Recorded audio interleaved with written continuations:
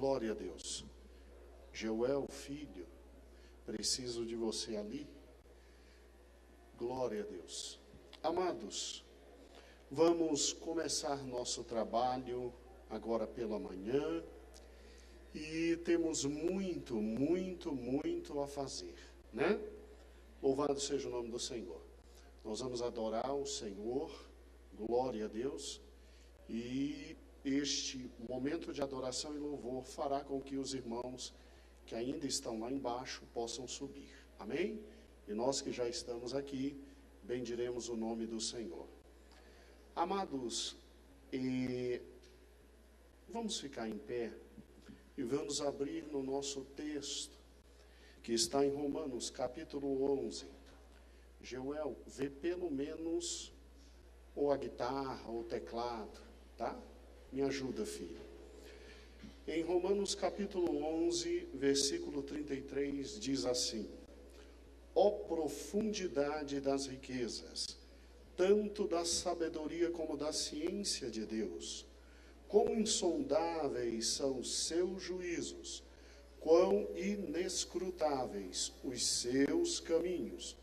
Porque quem compreendeu o intento do Senhor, ou quem foi seu conselheiro, ou quem lhe deu primeiro para a ele e para que lhe seja recompensado, porque dele, por ele e para ele são todas as coisas, glória, pois, a ele eternamente. Amém. Glória a Deus. Santo é o nome do Senhor. Como é bom estarmos juntos, né? Deus eterno, nós te louvamos pelo momento que estamos na tua casa. Adoramos o teu nome pela felicidade que temos de estar na tua presença. A ti toda glória, todo louvor, toda honra. Bendito és tu para todo sempre. Te entregamos neste momento tudo o que faremos esta manhã. Ó Pai, prepara teu povo para o bom momento que teremos na tua presença. E desde já te louvamos, engrandecemos e te adoramos. Amém, Jesus. Amém, Jesus. Podeis assentar, irmãos. Louvado seja o nome de nosso Senhor e Salvador Jesus Cristo. Joel, o teclado está funcionando? Glória a Deus. Glória a Deus. Otoniel, venha me ajudar, meu filho. Louvado seja o nome do Senhor Jesus. Santo é o nome do Senhor. O Tony já subiu? Não, está subindo. Glória a Deus.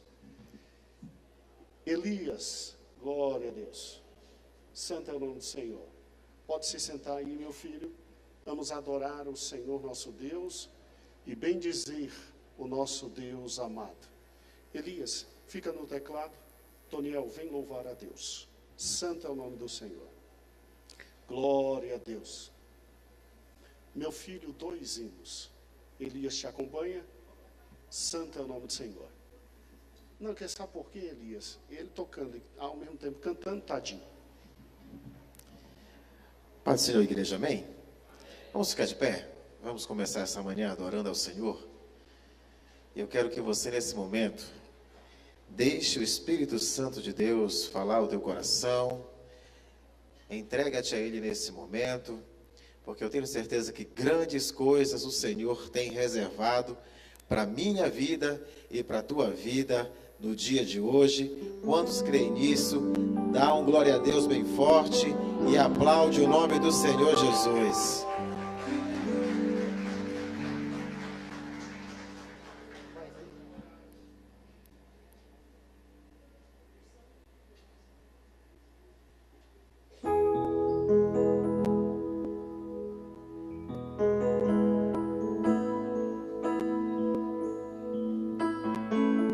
Cante comigo assim, ó.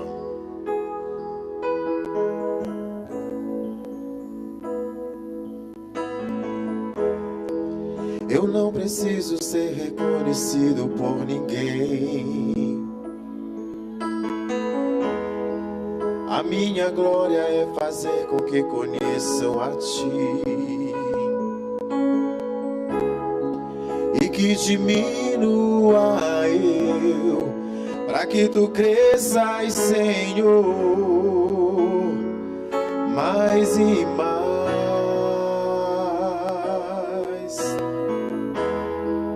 E como serafins que cante, escondo o rosto para que vejam tua face em mim e que diminua eu,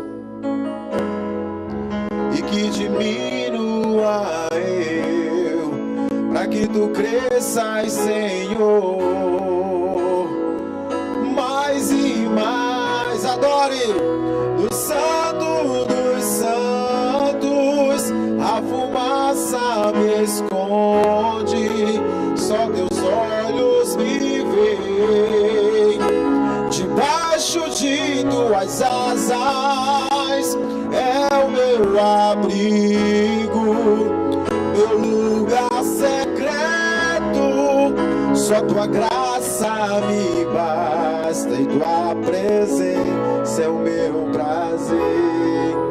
Se você realmente acredita que essa presença para ti é um prazer, começa a levantar as tuas mãos e glorificar a Deus, porque a partir desse momento o Espírito Santo de Deus vai começar a agir na tua vida e você vai começar a sentir uma alegria a qual você nunca sentiu, e você vai poder nesta manhã desfrutar de estar na presença do Santíssimo Deus e glorificando o seu santo nome. Eu não preciso ser reconhecido por ninguém. A minha glória é fazer com que conheçam a ti e que diminua eu, para que tu cresças, Senhor, mais e mais. E como serafins que cobre o rosto ante a ti, escondo o rosto para que vejam tua face em mim e que diminua eu, para que tu cresças, Senhor, mais e mais. No Santo dos Santos a fumaça me esconde, só teus olhos me veem. Debaixo de tuas asas é o meu abrigo, meu lugar secreto. Só tua graça me basta e tua presença. No Santo dos Santos, no Santo dos Santos, a fumaça me esconde, só teus olhos me veem. Debaixo de tuas asas é o meu abrigo, meu lugar secreto. Só tua graça me basta e tua presença é o meu prazer. No Santo dos Santos a fumaça me esconde, só teus olhos veem, Senhor. Debaixo de tuas asas é o meu abrigo, meu lugar secreto. Só tua graça me dá, só tua presença é o meu prazer. Só tua graça me dá, só tua presença é o meu prazer. Só tua graça me dá, só tua presença é o meu prazer.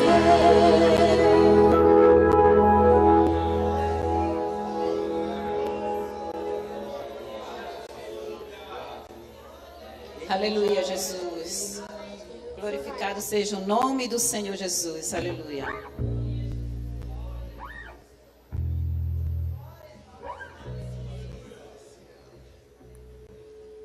Aleluia. Você pode glorificar o nome do Senhor esta manhã.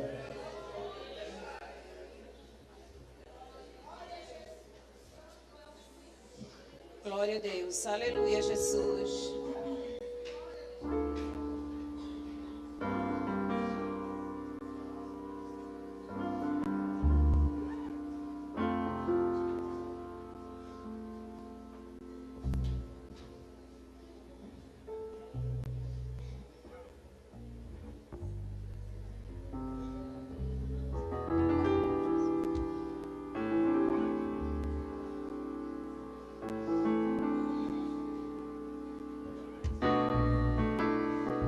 Glória a Deus, santo é o teu nome, Senhor Jesus.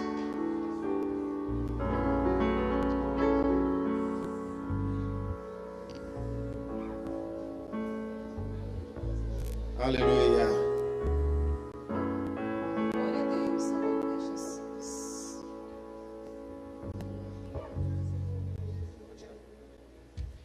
Eu me rasgo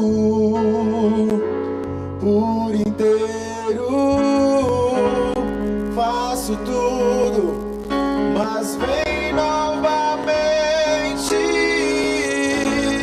Eu mergulho na mirra ardente. Tua presença aumente. Abra tua boca nesta manhã e declare isso. Busque a presença do Espírito Santo de Deus na tua vida. Aleluia! Cante comigo. Eu me rasgo por inteiro, Faço tudo, mas vem novamente. Eu mergulho na mirra ardente, mas peço que tua presença aumente.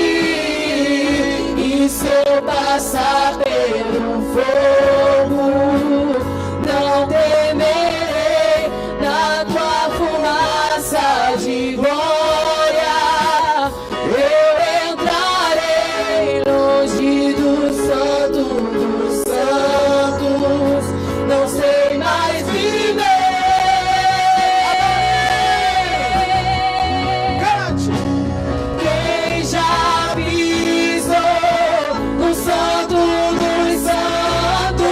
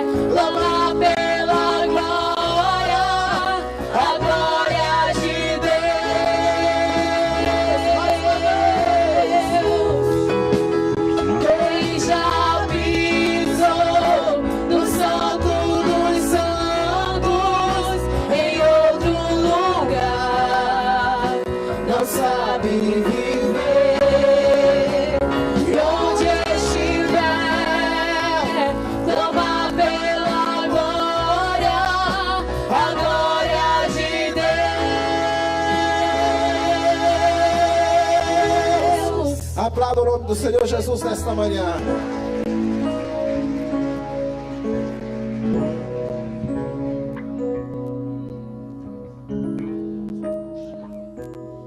Glória a Deus. Podeis assentar. Oh, como Deus é bom, né? Oh, como Deus é bom. E eterna a sua misericórdia.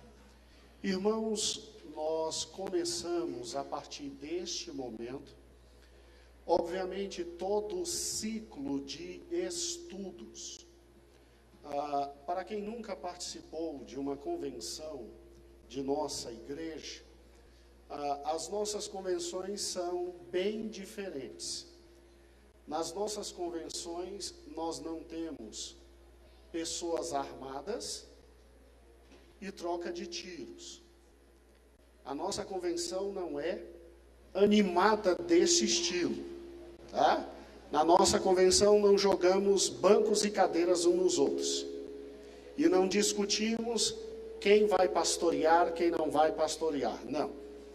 Toda a série de problemas nós resolvemos nas reuniões mensais do ministério. E aí a convenção é aquele momento gostoso, em que a gente se junta para se beijar, se abraçar, sorrir, comer. Aleluia, glória a Deus. Como eu amo o Roberto. Gente, o ministério sem o Roberto não era um ministério, né? Glória a Deus, que pastor abençoado. E beber, tomar banho e o mais importante, se alimentar da palavra. Se alimentar da palavra. O título de nossa convenção, você pode realmente encontrar, nós estamos no Jubileu de Ouro, e o título da convenção é Só lhe deu glória. A Deus toda glória. O que nós estamos fazendo desde o início do ano? Estamos estudando com muita calma cada um dos gritos da reforma. Na nossa primeira revista, nós estudamos Sola Escritura, Solus Christus. Na segunda revista, segundo trimestre, estudamos Sola Gratia. Esse trimestre estamos estudando Sola Fide. E já chegamos no ponto auge do Sola Fide. E estamos na convenção alegres, dando glória a Deus. Somente a Deus por todas as coisas. Daí, só lhe deu glória. Amados, você recebeu uma linda pasta convencional. Não recebeu? Glória a Deus. Ela é feita com muito carinho por todos aqueles que vão ministrar. Aqui está a programação e aqui está bloco de rascunho. Por que você vai precisar de bloco de rascunho? Porque o único que não colocou os estudos aqui foi papai. Papai não gosta muito. Papai gosta de ministrando o estudo. E aí você vai usar muito o bloco na hora do papai. E papai vai tratar de ações, vai tratar de assuntos os mais polêmicos e difíceis. E louvado seja o nome do Senhor. Então, esta manhã, nós temos a felicidade de ter pastor Lutero Ramos. Ele é também bacharel em História e nos ajuda muito nesse momento histórico que estamos vivendo, de 500 anos da Reforma e 50 anos da nossa igreja. Coincidência? Não. Graça e providência de Deus. Graça e providência de Deus. A mensagem de ontem à noite foi uma mensagem introdutória. E os irmãos terão o prazer de pegar a continuidade da mensagem de ontem à noite e tê-la da página 4 até a página 7. 7 não, perdão. Até a página 11. Mas preste atenção, aqui não está a mensagem de ontem. Aqui está a continuidade da mensagem de ontem. Amém? E aí os irmãos terão o prazer de ler, entender, compreender de forma maravilhosa. Glória a Deus. Ah, não, isso é com o Pai, meu Pai eterno. Hã? Oh, mas que coisa boa. Olha, irmãos, recebemos uma logo bonita dos nossos 50 anos. Quem tiver carro, tiver orgulho da igreja que tem, e quiser colocar no seu carro, gente, que bonito, muito bonito, estará aqui. Amados, hoje cedo nós teremos Pastor Lutero. O que Pastor Lutero vai nos ensinar está a partir da página 12. Abra sua apostila na página 12. Nós vamos estudar sobre a Reforma Protestante. E vamos estudar o contexto histórico. Pastor Lutero, então, está com oportunidade, vai usar muita coisa que está aqui, muita coisa no slide. Ai, pastor, como é que eu faço? É um olho no slide, um olho no Pastor Lutero e um olho na apostila, sim. Você precisa de 3 olhos. Então, como você tem 2, quando Lutero estiver falando e disser, olha a apostila, você olha a apostila. Olha ali, olha ali. Aqui comigo, aqui comigo. E a gente vai crescendo. Esse é o primeiro tempo de estudos. Terminando o primeiro tempo, nós teremos um café rápido. E aí voltaremos para o segundo tempo. Aí é papai. Aí é o bloco de anotações. E eu quero ver alguém na sua igreja falar que o dízimo não está no Novo Testamento. Porque papai hoje vai mostrar Jesus determinando que pagássemos e entregássemos o dízimo. Nós vamos acabar com essa história na nossa igreja, de membro malandro dizendo que dízimo é coisa do Velho Testamento. Tá? Nós vamos colocar armas maravilhosas na tua mão, para que você possa trabalhar de forma vigorosa. Amém? Glória a Deus. Lutero, para quem não conhece, esse é o pastor Lutero. Amém? A paz do Senhor, meus queridos. Amém. É um prazer poder estar aqui com os nossos irmãos, podermos falar um pouco do que Deus tem a fazer na nossa vida. E também, como verdadeiros cristãos, a gente não pode simplesmente servir a Deus de qualquer forma. A gente deve crescer em graça, né? Tem que orar bastante, tem que buscar a Deus. Só que quando a gente cresce somente em graça, a gente vira menino espiritual. Por que menino espiritual? Porque ora, mas não entende nada, não estuda nada da palavra de Deus, aí começa a fazer meninice, macaquice dentro da igreja.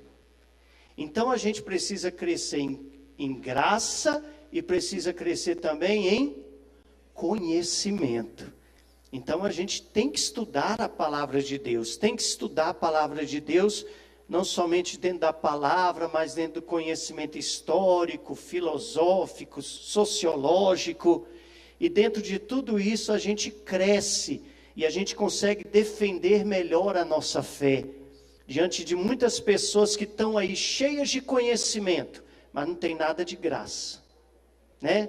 A mesma coisa é aquele que é cheio de conhecimento, estuda, mas não ora nada. Ele se transforma o quê? Num crente carnal. Então, para ser completo, tem que ser cheio de conhecimento e cheio da graça do Senhor. Eu não sou cheio de conhecimento, eu tenho limitações, assim como os irmãos. E eu também não vou ser pretensioso hoje aqui, de dizer que eu vou falar tudo sobre a reforma protestante. Porque um assunto desse, como a reforma protestante, ele foi um assunto tão relevante, que se você for fazer uma faculdade de história, o assunto reforma protestante, ele leva um semestre todo estudando.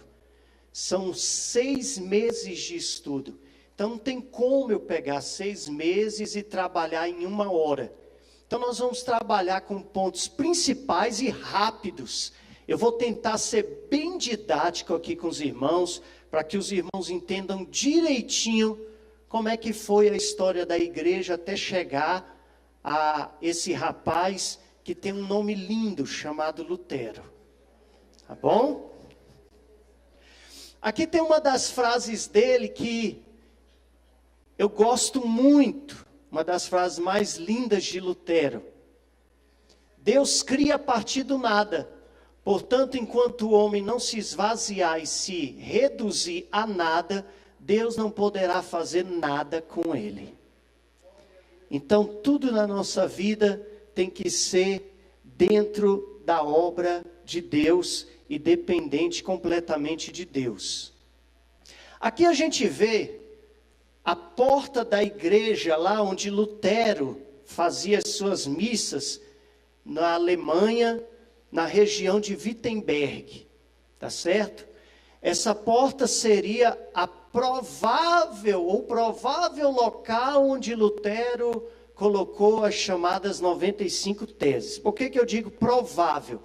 Porque ninguém até hoje conseguiu comprovar de que Lutero realmente tenha colocado as 95 teses na porta da igreja.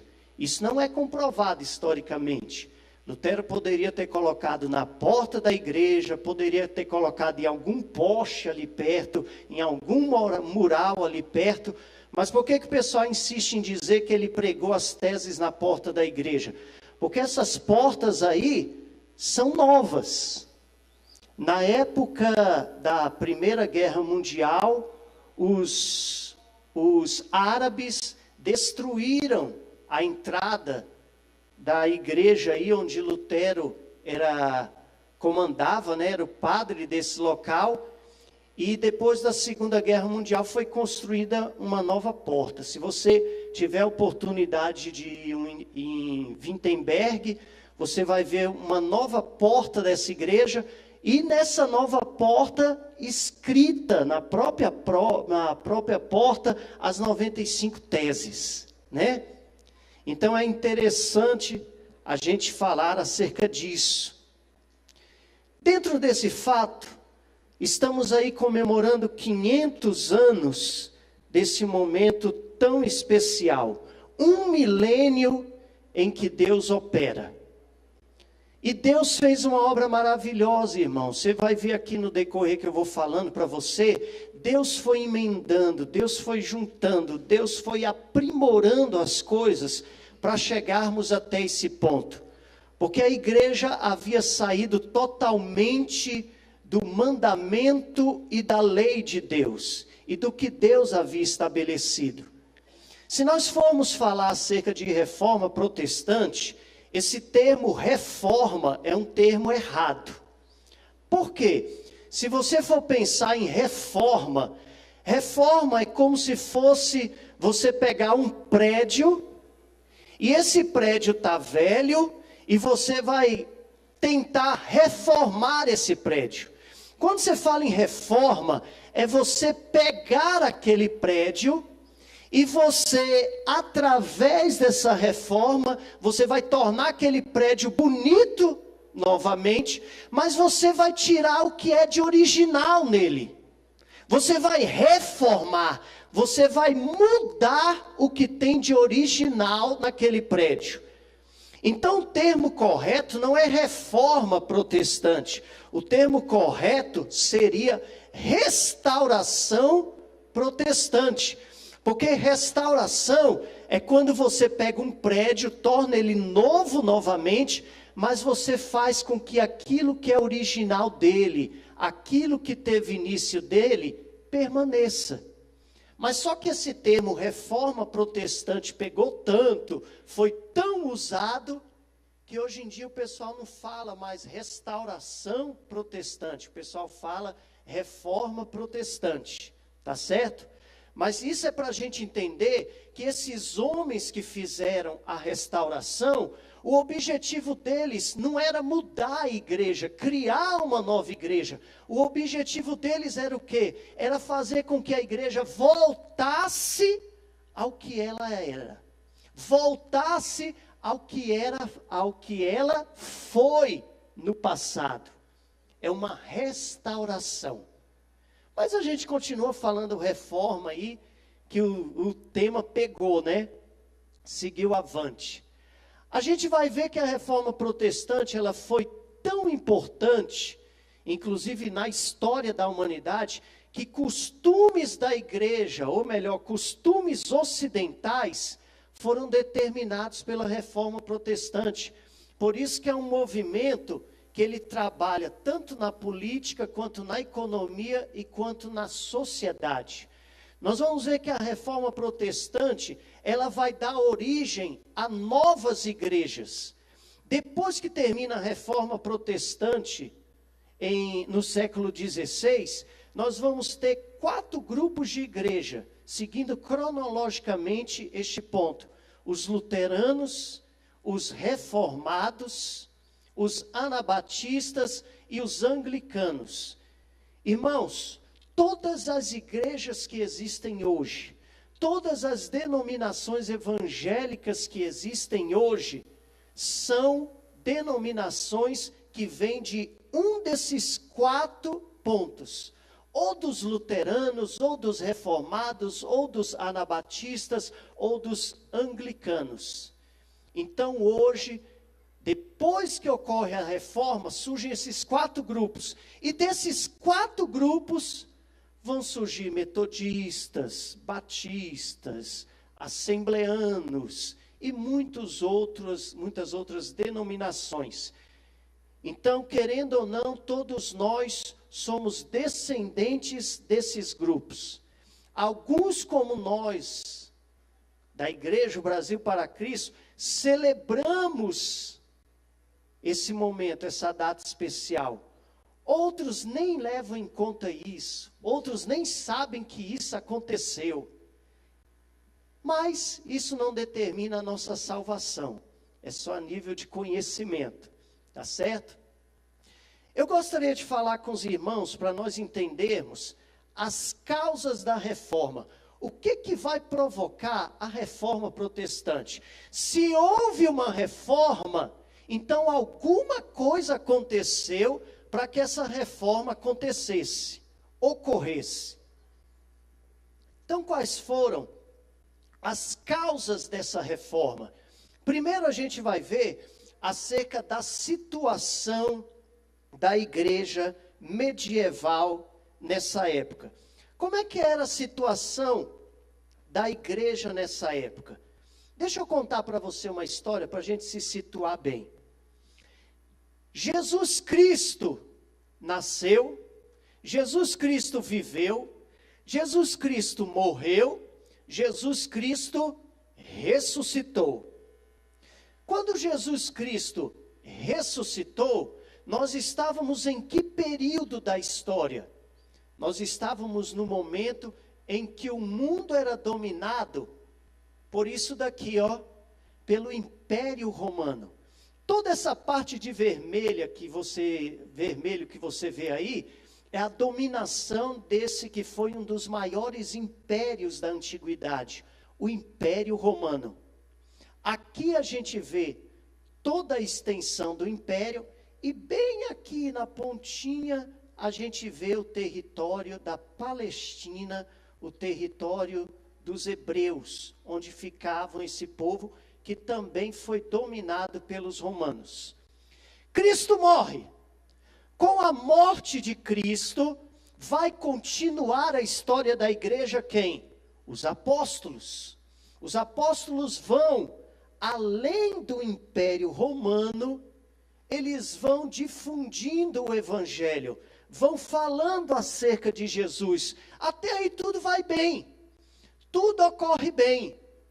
Até que chega um momento em que um certo imperador, ninguém sabe o motivo, o porquê, mas alguns alegam que certa vez Constantino teve um sonho, e nesse sonho ele sonhou com uma cruz que estava em cima de um grande monte, e essa cruz dizia que ele deveria seguir os preceitos dessa cruz. E Constantino, de uma hora para outra, ele resolve tornar os cristãos pessoas abençoadas para a sua vida. Porque diante do Império Romano, nós vamos ter o quê? Um império que ele é grande, mas nenhum império dura para todo sempre. Todos os impérios cresceram e eles acabaram se extinguindo. O Império Romano também. Chegou uma hora que esse império não aguentou e ele acabou se dividindo em dois impérios. Império Romano Oriental e Império Romano Ocidental. O Império Romano, a nossa história, ela se dá no Império Romano Ocidental. Porque no Império Romano Oriental, nós teremos uma igreja que vai ser a Igreja Ortodoxa Grega. E a Igreja Ortodoxa Grega, ela não vai ser influenciada pela Reforma Protestante. A Reforma Protestante vai influenciar mais o Império Romano Ocidental. Roma e todos os países que viviam nessa parte da Europa. Depois, lá para o século XIX, é que a influência do cristianismo daqui vai passar para cá. Então nós vamos trabalhar só com este lado aqui do Império Romano. O Império Romano se divide. Quando o Império Romano se divide, Constantino começa a ver que ele está ficando fraco. E para ficar fraco, dizem os historiadores que Constantino queria adquirir mais poderes. E para adquirir mais poderes, ele via que existia uma força na religiosidade. Por que ele via que tinha uma força? Porque antes de Constantino existia um sujeito chamado Nero. E Nero era um sujeito louco, irmãos. Os imperadores romanos eram um mais louco do que o outro. Nero era louco. E Nero, ele gostava de tocar e ele gostava de fazer músicas, fazer letras, igual o nosso irmão Josias. Mas só que ele precisava de inspiração. E quando foi um dia desesperado, sem ter inspiração para poder fazer uma nova canção, Nero resolve chamar os seus guardas e pede para atacar fogo em Roma. Quando ele taca fogo em Roma, lá diante do seu palácio onde ele estava, ele observa o povo queimando, a cidade de Roma queimando, e ele pega a sua harpa e começa a cantar. Queimam, o povo queima, e começou a fazer as suas músicas. Mas só que o povo não aceitou, e o povo queria saber quem havia queimado Roma. Nero, para não se ter aquela culpa em cima dele, Nero resolve colocar a culpa em cima de quem? Dos cristãos.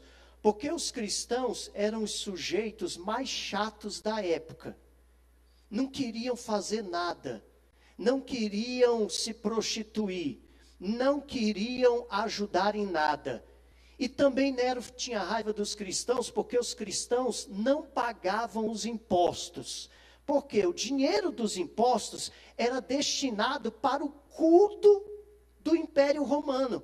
E no culto do Império Romano, havia o quê? Liturgia. Era um bacanal, irmão.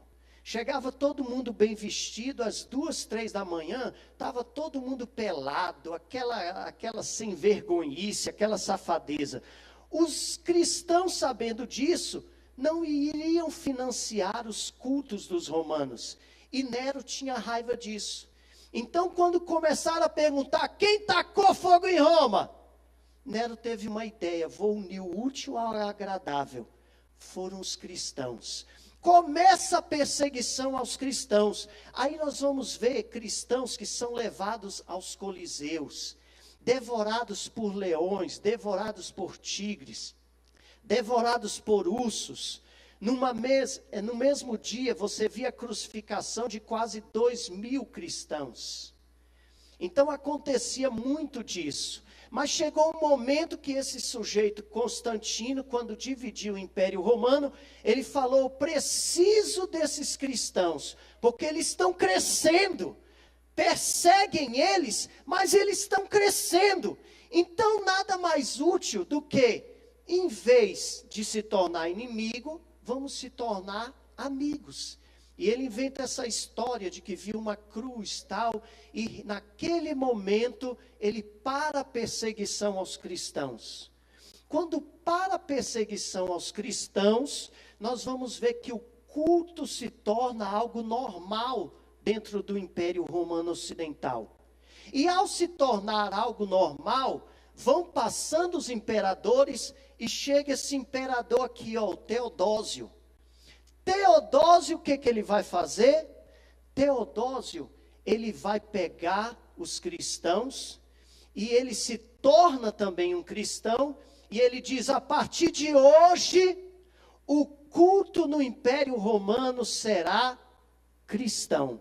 Não existe mais deuses, nós somos cristãos. Até aí a coisa estava indo bem. Fora uma politicagem aqui, um senado ali que queria manipular uma coisinha ou outra, até aí ia bem. Só que o Império Romano foi decaindo. Com a decadência do Império Romano, o que aconteceu? A gente vai ver que esse império vai ser invadido por povos bárbaros, por povos de outras regiões. E esses bárbaros que você vê aqui nas setinhas, ó, invadindo o Império Romano, eles vão derrubar o Império Romano. E como é que fica a parte da religião? Quando eles invadem o Império Romano, esses bárbaros, muitos deles, aceitam a Jesus, aceitam o Evangelho. Mas tem um problema. Do mesmo jeito que eles entram e aceitam o Evangelho, eles trazem o costume deles e tentam infiltrar isso no meio do cristianismo. Aí começa o grande problema. Pensa, hoje em dia nós temos esse problema. Nós temos o problema daquele irmão e daquela irmã que está vivendo lá no candomblé, aceita Jesus e ele entra na igreja e quer botar costumes do candomblé dentro da igreja. Tem aquela pessoa que veio do catolicismo e quando entra na igreja, começa a querer forçar o pastor a botar costumes do catolicismo dentro da igreja. E se não fizer do jeito que ele quer, ele bate o pé e sai da igreja. Então não se preocupe, irmão. Crente sair da igreja e entrar na igreja, isso é normal no meio do evangelho. Não fica triste não, tá, pastor? Sabe qual é a tua função? A tua função é de motorista do ônibus. A tua função é dirigir o ônibus até a parada final.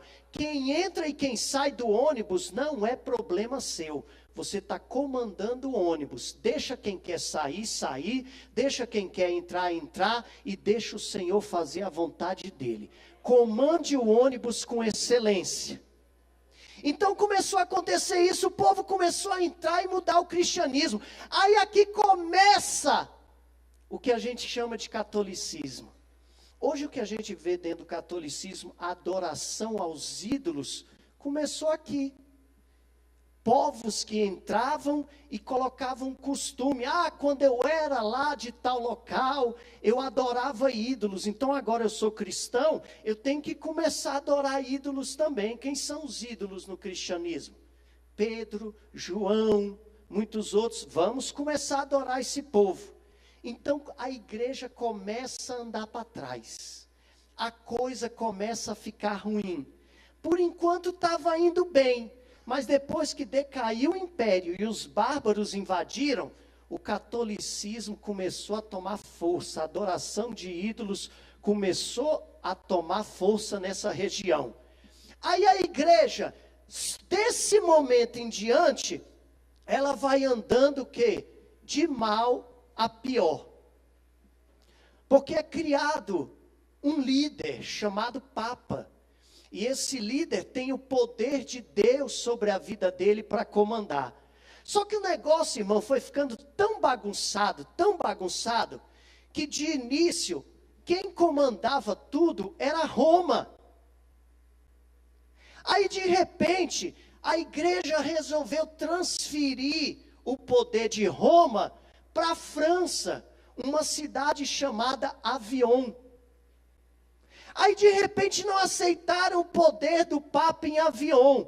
Aí já tinha 2 papas, um Papa em Roma, um Papa em Avion na França.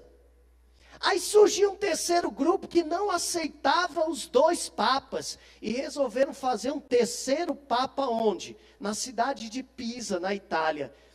Olha a bagunça que estava virando a igreja. Estava virando uma coisa louca. De repente você via no mesmo momento 3 papas, cada um excomungando o outro e dizendo que ele era o correto. Agora imagina as pessoas que serviam e se dedicavam a essa igreja e começaram a pensar, tem alguma coisa errada. Isso não está certo. E a igreja foi entrando em crise. A igreja da época medieval, ela foi entrando numa crise muito grande e as pessoas já não viam a igreja como se fosse uma coisa maravilhosa de Deus, mas uma coisa que estava dando errado. E para piorar a situação, os papas que iam surgindo, eles não tinham preocupação em cuidar das ovelhas. A preocupação deles era comprar obras de arte, trazer até o local onde eles estavam, para eles poderem o quê? Enriquecer mais ainda. Então a preocupação dos papas não era com as ovelhas, a preocupação dos papas era no enriquecimento deles próprios e no enriquecimento da igreja. E eles pregavam o quê? Pregavam o não enriquecimento. Porque você se enriquecer, você vai esquecer de Deus. Você se enriquecer, você vai esquecer a palavra de Deus. Mas eles pregavam o contrário. Então o povo ia vendo tudo isso e não ia concordando com nada disso. E a gente vai vendo a insatisfação com a igreja medieval. Qual a outra coisa que vai causar também a reforma? É isso daqui, ó. A insatisfação dos países. Irmãos, o pessoal nos países, eles pagavam impostos para os reis.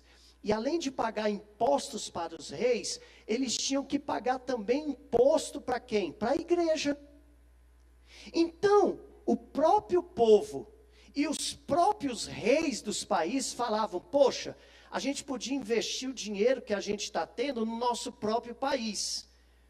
Mas não pode, porque tudo que a gente tem que dar para a igreja. Tudo que a igreja fazia exigia pagamentos. Então a insatisfação foi crescendo. O pessoal começou a ficar insatisfeito com a igreja, porque a igreja já não tinha moral. A igreja ficava cobrando impostos altos e principalmente também havia uma insegurança no povo. Porque o que mandava você para o céu nessa época? Se você fizesse boas obras, você era alguém destinado a ir ao céu. Mas só como é que eu vou saber se eu fiz bastante boas obras? Como é que eu vou saber se eu tenho que fazer mais boas obras para eu poder ir para o céu? Como é que está o meu termômetro espiritual? Ninguém sabia. E perguntavam, como é que eu sei disso? Aí os papas, os padres diziam o seguinte, não pare de fazer boas obras, esteja sempre fazendo boas obras. Então o sujeito, ele já estava insatisfeito com a igreja, que a igreja estava fazendo muita atrapalhada, já estava insatisfeito também, porque tinha que pagar muito imposto para a igreja, e estava insatisfeito também, porque ele não tinha certeza da salvação dele, e ninguém garantia essa salvação, e ninguém podia ler Bíblia, porque a Bíblia era trancada nos monastérios, nos locais religiosos, onde só aqueles que estavam aptos a ler a Bíblia liam. E mesmo aqueles que estavam aptos liam a Bíblia e eram influenciados por outros de maior índole, para acreditarem numa interpretação, não da Bíblia, mas numa interpretação desses que queriam interpretar a Bíblia para o seu próprio bem. Então a igreja foi perdendo força. A igreja foi ficando fraca. A igreja foi chegando a um ponto que não aguentava mais. E muita gente criticava isso. A gente vai ver aqui, esse sujeito aqui, o Papa Leão X.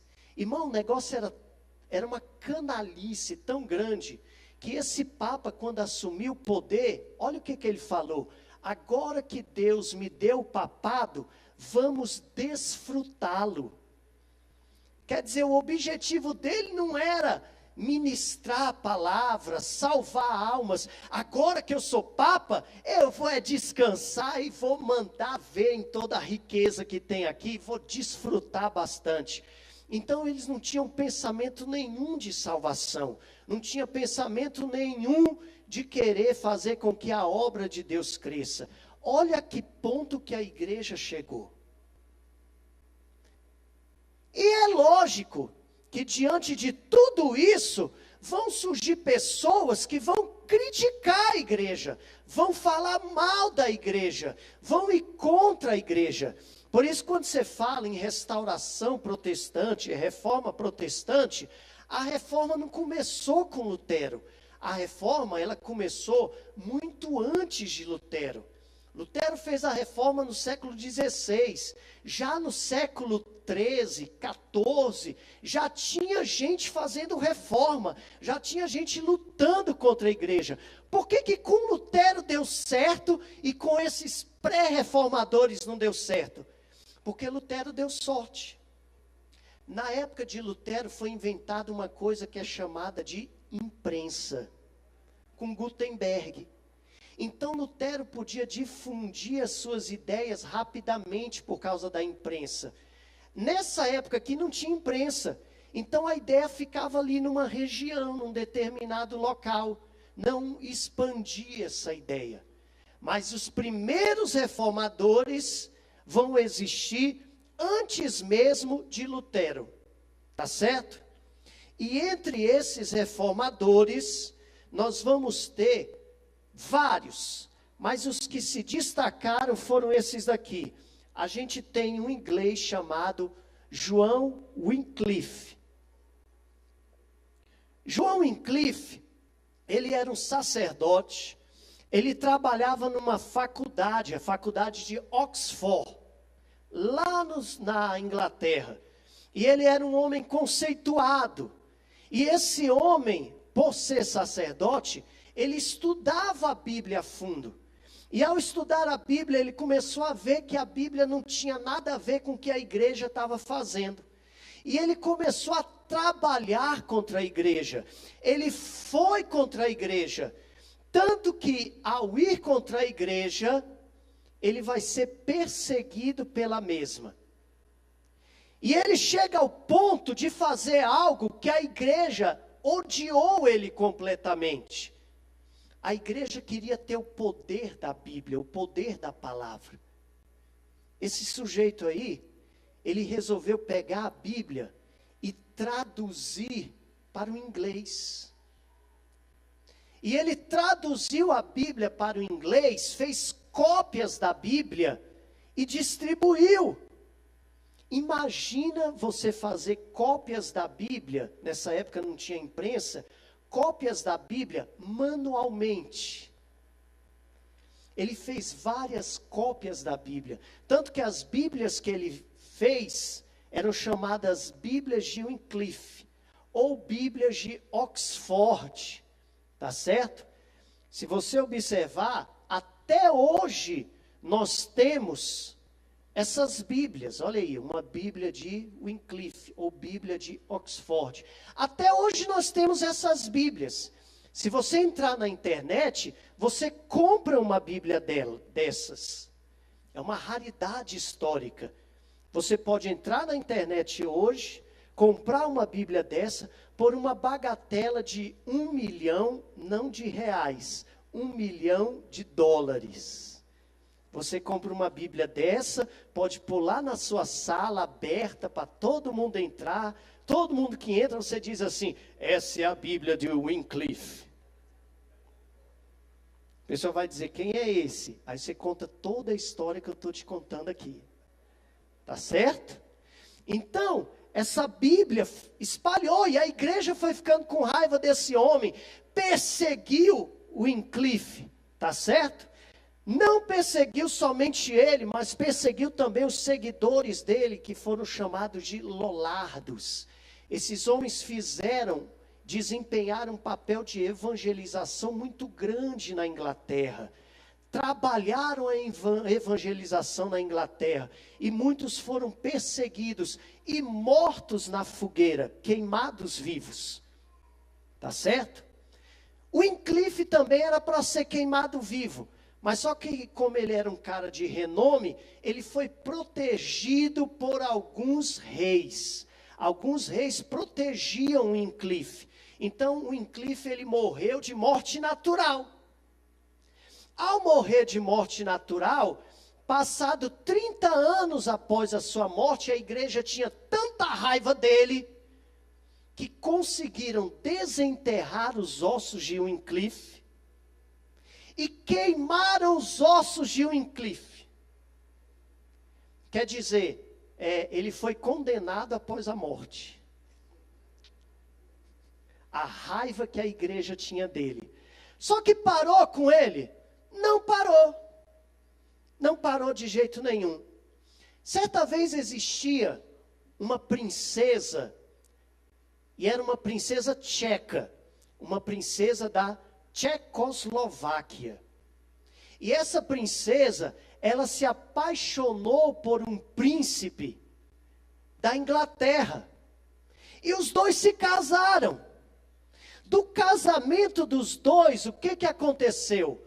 Muitos jovens da Tchecoslováquia resolveram sair do seu país e estudar na Inglaterra, nas faculdades da Inglaterra, e principalmente na faculdade mais conceituada, que era a faculdade de Oxford. E resolveram estudar ali, e ao estudarem naquela faculdade, eles foram influenciados pelas ideias de quem? De Wycliffe. Um desses jovens que foi influenciado pelas ideias de Wycliffe foi esse sujeito aqui, ó. Que inclusive eu não estou conseguindo passar. Eu acho que deu pane. Você fica lá, Joãozinho. Toda vez que eu falar assim para você, vai, você desce o dedo. Tá bom, meu filho? Ih, peraí, calma aí.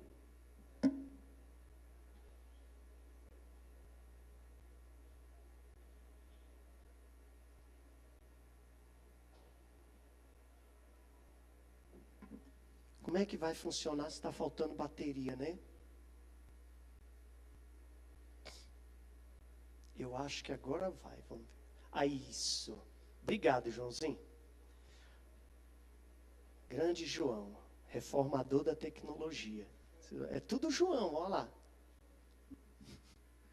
Vai surgir aí um desses que vai seguir o João Wycliffe, chamado João Hus. O tcheco João Hus. E esse sujeito vai seguir os passos do seu mentor. Vai criticar a igreja também. Vai ler a Bíblia. Vai ver que a igreja está fazendo que não tem nada a ver com a palavra de Deus. E lógico, esse daí também, ele vai traduzir a Bíblia do latim para quê? Para a língua tcheca. Então você observa que a coisa que a igreja mais temia era o leigo, o homem, ter a Bíblia na mão e ler essa Bíblia. E esses homens vão traduzir a Bíblia para as suas línguas e vão começar a influenciar muita gente. E muita gente vai começar a ver que realmente a igreja estava errada. Nós vamos ter esse grupo aqui, ó, com o João Hus. Nós vamos ter os irmãos boêmios ou os irmãos morávios. Eles, com a influência do João, eles vão fazer um movimento tão forte, missionário, que vai passar a barreira do país deles, e eles vão ganhar muitas almas para Deus, e colocar essas pessoas dentro da palavra. E a igreja católica, ela vai começar a ficar o quê? Chateada com tudo isso. E o que mais nós vamos ter também de reformadores antes de Lutero? Sabe qual era a moda da época?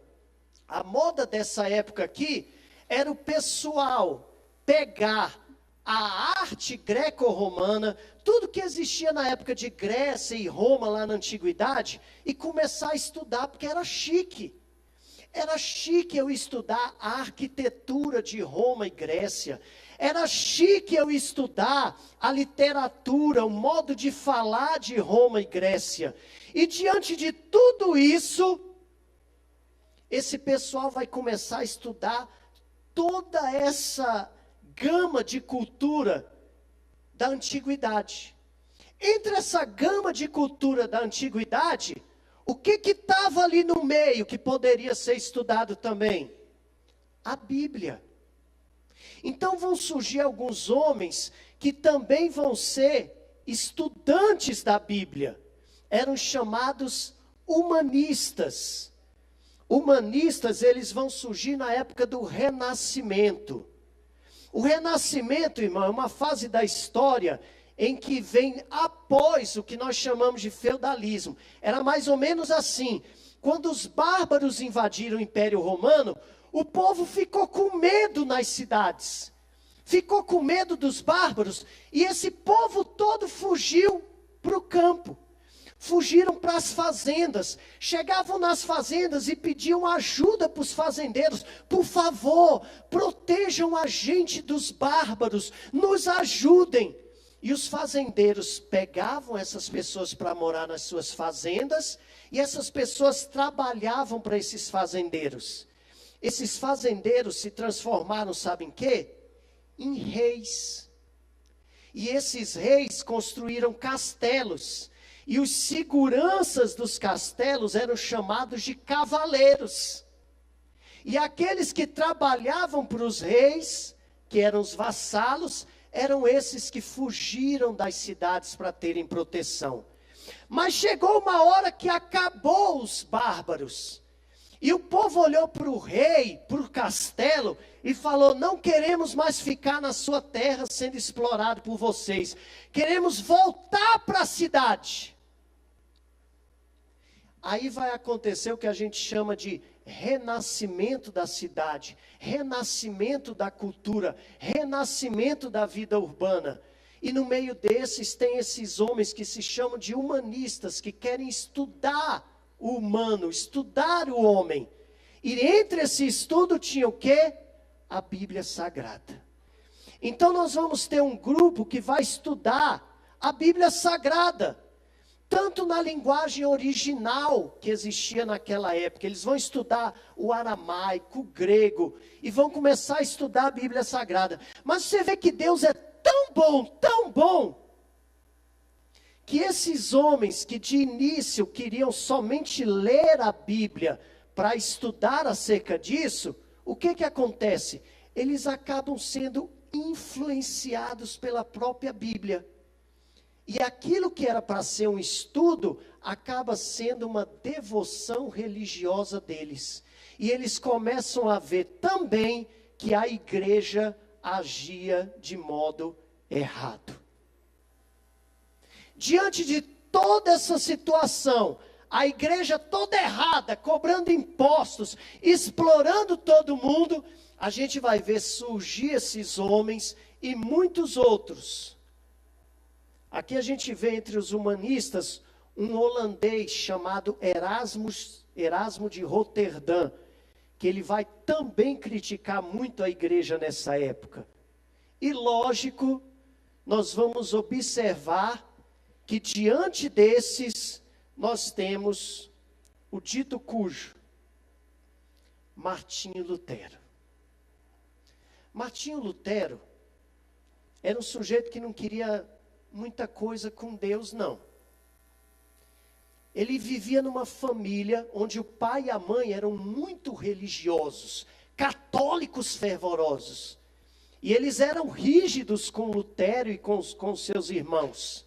Então o que acontecia? Lutero, ele se viu muitas vezes em maus lençóis pela rigidez dos seus pais. Mas certa vez, Lutero, como acontece com muita gente, costumo dizer assim, às vezes quando a pessoa não vem por amor ao Evangelho, Deus usa o plano B. Qual é o plano B, Josias? Vamos jogar, deixa eu permitir uma enfermidade na vida dele. Deixa eu permitir uma luta na vida dele. Deixa eu permitir uma angústia na vida dele. Rapidinho, ele pensa no Deus do pai, no Deus da mãe, na igreja que pode livrar, salvar. E ele vem correndo para Cristo e aceita Cristo. E dá certo. Muitos de nós aceitamos o Evangelho assim. Alguns pelo amor, outros pelo plano B de Deus. Lutero foi assim. Lutero vivia ali, o pai e a mãe, falando de Deus, aquela coisa toda. Aí de repente ele estava passeando por um caminho e ele se viu de frente com uma tempestade gigantesca e muitos relâmpagos. Lutero teve tanto medo, mas tanto medo, que ele falou: vou morrer hoje. Deus, se eu não morrer essa noite, eu prometo que eu vou me transformar num religioso. A tempestade, Lutero continuou andando seu cavalinho, a tempestade não o matou, ele ficou feliz da vida, mas ele tinha que agora fazer o quê? Seguir o que ele havia prometido. Se transformou num religioso, entrou num convento. Primeiro era ótimo, porque quem se transformasse num religioso naquela época, já tinha salvação garantida. Fazendo ou não alguma coisa, já tinha garantida a salvação. Então a mãe de Lutero amou isso. O pai de Lutero, que no início não concordou muito, falou: esse meu filho está de safadeza. Mas depois ele acabou aceitando: tá bom, eu sei que ele não é muito religioso, mas quem sabe ele se torna religioso. E Lutero começou a sua religiosidade, se tornou um dos padres de determinadas regiões, e ele foi para uma região chamada Wittenberg. Quando ele estava nessa região alemã de Wittenberg, Lutero começou a tomar conta de uma das igrejinhas lá, que foi aquela que eu mostrei para vocês. E Lutero começou a ter tanta influência, que um sujeito que vivia naquela região, chamado de Frederico o Sábio, que é esse daí, ó, ele se tornou amigo de Lutero, e ele falou: Lutero, eu vou montar aqui na nossa região uma faculdade. Lógico, para eu ganhar dinheiro, e eu vou chamar alguns professores, uma faculdade teológica. Lutero, eu quero que você seja um dos nossos professores. Lutero concordou. Lutero foi trabalhar nessa faculdade, e Lutero passava um semestre. Ele foi trabalhar na parte de teologia e na parte de Bíblia. Então Lutero passava um semestre dando aulas sobre Salmos, outro semestre dando aula sobre Gálatas, outro semestre sobre Efésios. E lógico, um professor, para poder dar aula, ele tem que se aprofundar no assunto. Tem que se aprofundar no assunto. Aí foi quando Lutero começou a ler a Bíblia como ele não havia lido antes. Ele começou a se aprofundar na Bíblia. E todas as incertezas que ele tinha de salvação, ou coisas mais, Lutero começou a ver dentro da Bíblia tudo o que estava acontecendo. E lógico, Lutero começou a pensar e ver que o conceito de justiça de Deus não era um conceito que ele imaginava, que era um conceito punitivo, de um Deus que está sempre observando as pessoas, olhando as pessoas, e qualquer deslize, ele vai punir, ele vai maltratar, ele vai acabar. Não. Lutero, ele vê nas Escrituras que existe a justiça de Deus, mas essa justiça, ela é pela graça, mediante a fé, e não pelas obras. Um sujeito poderia ser o mais terrível que fosse, ele poderia ser salvo por Deus. Ser salvo não pelo que ele praticou, mas pela fé que ele tinha em Deus. Como o ladrão na cruz que passou a vida toda fazendo coisa errada. E no último momento, Cristo virou para ele e disse o quê? Hoje mesmo estarás comigo no paraíso. É a fé. Obras é bom, obra? É. Tanto que Tiago dialoga um pouco acerca de fé e obras lá no livro dele, e Lutero não ia muito com a cara de Tiago. Tanto que Lutero queria até tirar Tiago da Bíblia. Ele não era muito bem com Tiago, né? Mas Lutero começou a estudar a palavra e começou a ver que as coisas da igreja não estavam sendo bem assim. Lutero, diante daquele vislumbre da palavra de Deus, aquela coisa nova, como um novo convertido que está alegre lendo a palavra de Deus, feliz da vida, ele vê surgir uma coisa na Alemanha que deixa ele muito irritado. Ele vê surgir isso daqui, ó. Venda de indulgências. O que é indulgência? Indulgência é você pagar pelo seu perdão. Pagar para você não ser mais pecador. Então a igreja dessa época, para ter dinheiro, o que fazia? Eles pegavam um pedaço de madeira, colocavam dentro de um vidrinho e vendia para o povo, dizendo que era um pedaço da cruz de Cristo. Pegava um pedaço de espinho, colocava dentro de um vidrinho e dizia que era parte da coroa que Cristo usou quando foi crucificado. Irmãos, pegavam lenços, pegavam pedaços de tecido e diziam que era um manto que Cristo usou e vendiam. Pegavam também toalhinhas para enxugar o suor e vendia para a pessoa. Ah, não, eu me enganei, né? Não é naquela época não, né? Desculpa, eu me enganei. Eu estou na época errada. Vamos voltar para o século XVI. Então o que eles faziam? Eles pegavam e vendiam essas indulgências. E o povo comprava acreditando que aquilo realmente era de Cristo, aquilo realmente era de Deus. Compravam, irmãos, olha aqui, isso daqui são gravuras da época. Olha aqui essa gravura de cima, você sabe o que é isso daqui? Lote no céu. Eles vendiam lote no céu. Quanto mais perto de Deus e de Jesus, mais caro era. Irmãos, pasmem, tinha gente que era podre de rico no Renascimento.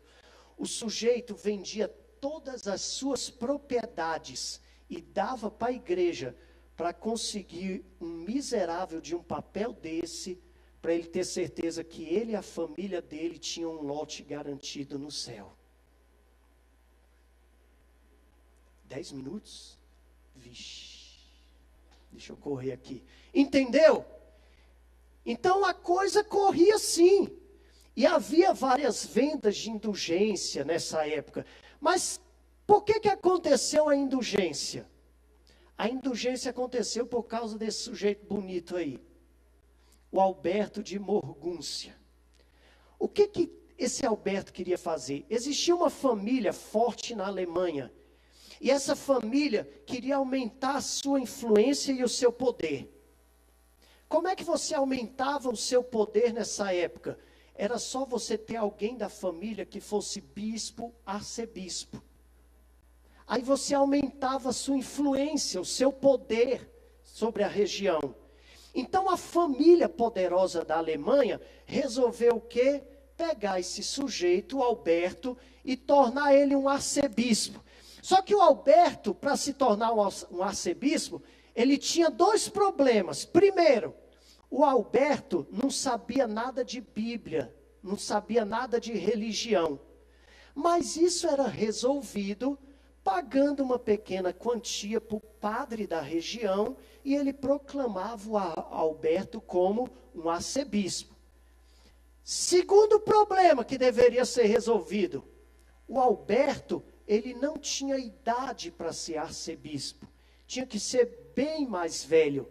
Aí o negócio ficou sério, porque o pessoal ia falar mal.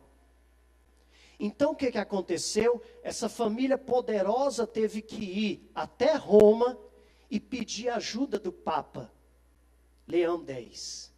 Pediram ajuda do Papa, o Papa falou, não, eu dou uma licença papal e a gente concede a ele o título de arcebispo. Mas só que para conceder o título, isso precisa ser pago.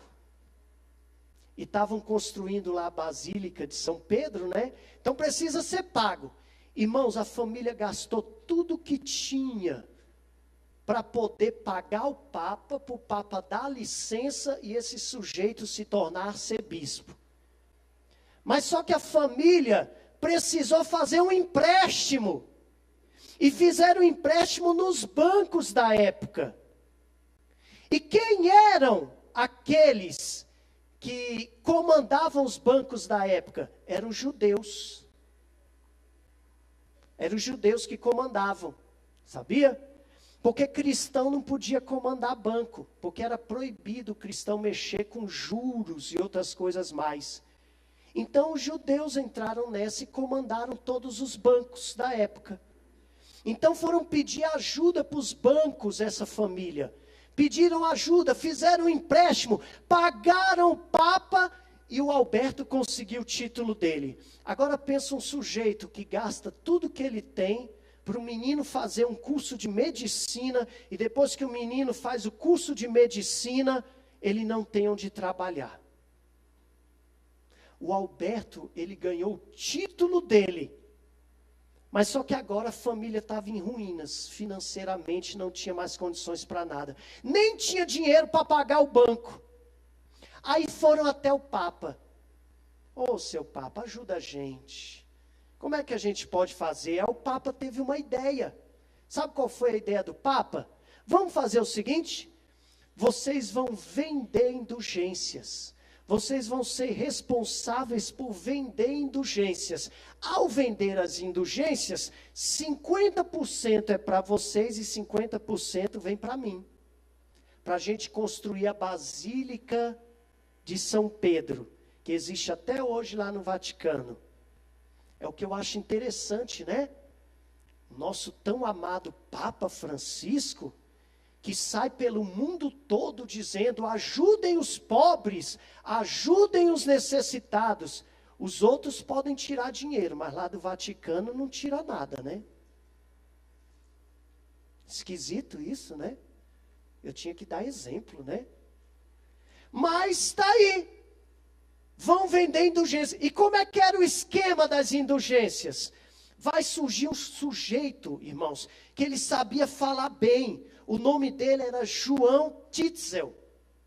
E o João Tetzel, ele ia em cada cidade. Chegava na cidade, ele chegava na entrada da cidade, fazia uma pregação sobre o purgatório.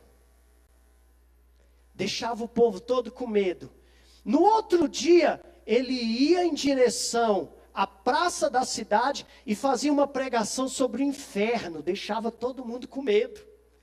Aí depois, no terceiro dia, ele ia para a igreja e fazia uma pregação sobre o céu. Aí deixava todo mundo feliz. Depois desses 3 dias, irmão, era todo mundo comprando tudo que é tipo de indulgência e o dinheiro rolava solto. Lutero, quando viu essa situação, Lutero ficou chateado, ficou com muita raiva, ficou angustiado e foi contra essas pessoas. Aí foi quando Lutero fez o quê? Ele pegou as 95 teses e mostrou ali para a sociedade. Lutero, até esse momento, ele não queria ir contra a igreja.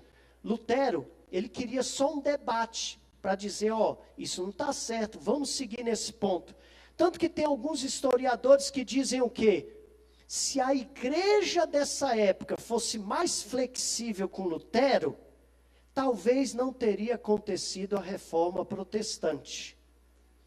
Mas como eles começaram a colocar Lutero na parede, perseguir Lutero, Lutero foi para frente e resolveu continuar até que foi excomungado pela igreja. Deixa eu correr aqui. Lutero é convocado pela sociedade, pela comunidade acadêmica, para debater sobre indulgências. A gente vai ver que ele vai debater com um cara poderoso da Igreja Católica, o João Eck. Mas só que Lutero sempre ganhava os debates, porque Lutero ia para dentro da Bíblia. E Lutero dizia, eu não aceito nada que for fora da Bíblia, tem que estar dentro da Bíblia. E a gente vai ver que a igreja faz um tratado chamado Exsurge Domini. Surge Deus, levanta-te Deus contra esse herege. E eles começam a maltratar Lutero. Até que chega ao ponto que Lutero escreve algumas obras, não posso falar delas aqui, que o tempo já vem passando, né? Lutero também, no decorrer da sua crítica, Lutero, certa vez, ele foi para um mosteiro, e lá nesse mosteiro ele conseguiu soltar 5 padres e conseguiu soltar 5 freiras. Os 5 padres, ele conseguiu trabalho para eles. Para as freiras, ele conseguiu casamento para essas freiras. Menos uma, chamada Catarina von Bora. Catarina von Bora, essa daqui, ó, que vai se tornar a esposa de Lutero. Lutero arrumou casamento para todas, mas para Catarina von Bora, ele disse, ó, vão embora para minha casa. Você é minha. Casou com a Catarina von Bora, e vocês veem aí um casal que não é tão bonito, né? Não se compara muito com o casal contemporâneo dos nossos dias, né? O Lutero dos nossos dias com a Mércia. Mas era um casal aí que está indo. Tá.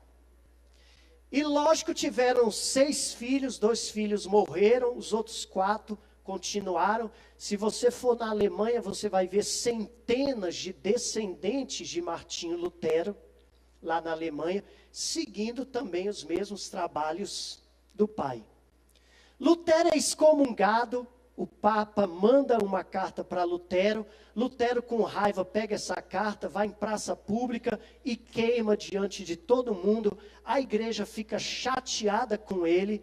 Quando a igreja fica chateada com ele, mandam chamar Lutero. Lutero vai até o local onde estava o imperador Carlos V, e o imperador Carlos V simplesmente manda Lutero se retratar. Lutero pede um dia de prazo. No outro dia, Lutero chega e diz o quê? Ele fala o seguinte, olha, eu posso voltar atrás, eu posso resolver tudo isso, mas eu quero que aqui, ó, ei, alguém aí se levante para poder me provar pela Bíblia que o que eu estou dizendo não é verdade. Alguém se levanta. Aconteceu a mesma coisa que está acontecendo aqui, ó. Nada. Todo mundo ficou calado. Não aconteceu nada. Ficaram com raiva de Lutero. Lutero voltou, foi embora. Mas, lógico, foi considerado um herege. E depois disso, Lutero foi perseguido. Quando Lutero soube que ia ser preso e ia ser queimado vivo, o seu amigo Frederico Sábio, lembra do Frederico Sábio lá atrás, que construiu a universidade para o Lutero ser professor? Ele vai mandar sequestrar o Lutero. É um sequestro bom. Sequestra o Lutero, leva para um castelo dele, e lá nesse castelo Lutero fica 8 meses ali. Lutero se disfarça de cavaleiro, e lá nesse castelo, Lutero vai pegar a Bíblia e transferir do latim para o quê? Para a língua alemã, como os seus outros pré-reformadores haviam feito. Ele começa com o Novo Testamento e depois segue avante. E a Bíblia vai se difundindo, a obra de Deus vai se difundindo. Diante de tudo isso, nós vamos ver o que nós vimos naquele início. não somente Lutero, mas todos os outros reformadores, eles vão se embasar em cima desses sujeitos aqui. Teremos a reforma com Lutero, Calvino, Zwinglio, né? Os anabatistas, Henrique VIII. Tinha alguns que se aproveitavam da reforma, como esse Henrique VIII. O Henrique VIII, ele era safadinho. Ele era casado, tinha a esposa dele, e ele estava de olho em outra rainha. Ele foi até o Papa pedir para se divorciar da sua esposa para casar com outra rainha. Aí o Papa vira para ele: rapaz, não pode não, isso é safadeza. Não dá para fazer isso não. Aí ele fica com raiva do Papa e resolve se divorciar da rainha dele para casar com a nova, e vem na direção de Lutero. Eu quero a reforma protestante. De um modo errado, né? Então teve muito aproveitador na reforma protestante. Só para terminar, a reforma teve seus passos tremendos? Teve. Teve muita gente também ruim no meio querendo se aproveitar? Teve. A reforma também teve momentos em que os reformadores acabaram se degladiando, deixando a reforma fraca? Teve. Porque eles concordaram em vários pontos. Mas quando foram concordar na base da Santa Ceia, alguns pensavam de um modo católico ainda, e os outros de um modo como os reformadores. Então a reforma foi diminuindo um pouquinho, mas ganhava força em alguns cantos. Só para finalizar, eu gostaria que você fosse na página 20, vai na página 20 aí. A gente teria muita coisa, muito detalhe para falar, mas o tempo é curto. E eu tenho que passar para o meu pai. Página 20. Veja aí comigo. Principais consequências da reforma. Irmãos, deixa eu perguntar uma coisa para você. Você entendeu por que a igreja saiu de suas origens e foi para um lado escuro da força? Vocês entenderam? Desde a época lá do Império Romano, com as invasões bárbaras, a igreja foi ficando pior. Aí, diante desse pior, vão surgir aqueles pré-reformadores e Lutero que vão vir contra a igreja. Vocês conseguiram entender isso? Deu para compreender bem? A história da igreja é essa. Muito resumida, mas é essa. E o que vai acontecer após a reforma? Após a reforma, leiam aí comigo, diminuição da influência e o poder da igreja católica na Europa. Vão surgir novas igrejas vão aparecer, e o poder da igreja católica diminui. Surgimento de novas igrejas, como igreja anglicana, luterana, calvinista. Vocês sabem qual foi o primeiro meio que os reformadores eram chamados? Qual a designação deles? Evangélicos.